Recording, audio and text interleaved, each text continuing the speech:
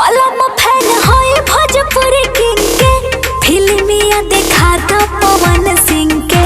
बलम फैन होई भोजपुरी किंग के, फिल्मिया देखा दो पवन सिंह के। टिकट बड़ी महंगा मिलता, सुन के दिमागवा हिलता। झूठ बोलता नहीं। टिकट बड़ी महंगा मिलता, सुन के दिमागवा हिलता। कि दिल ना दुखावा अपना डार्लिंग के, फिल्मिया देखा दो पवन सिंह के।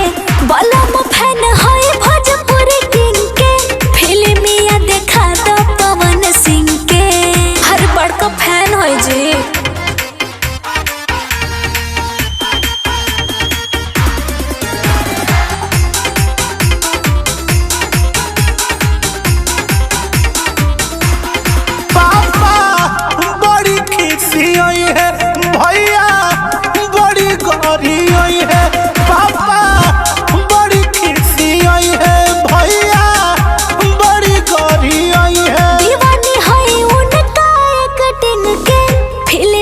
देखा दो पवन सिंह के।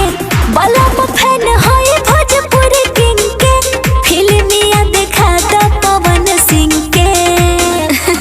सही कहा तनी जी।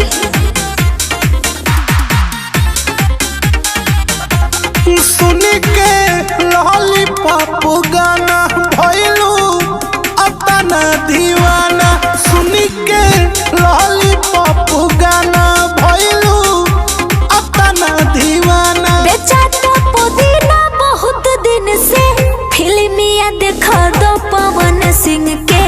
कि अभिषेक बेच दो भले रिंग के, फिल्मिया देखा दो पवन सिंह के।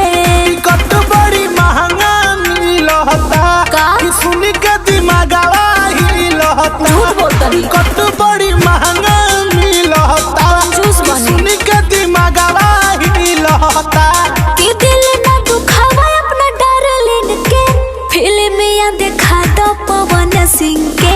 बलम फैन होई भोजपुरी किंग के, फिल्मिया देखा दो पवन सिंह के। हनुमान जाइए ना दिखा दीजिए।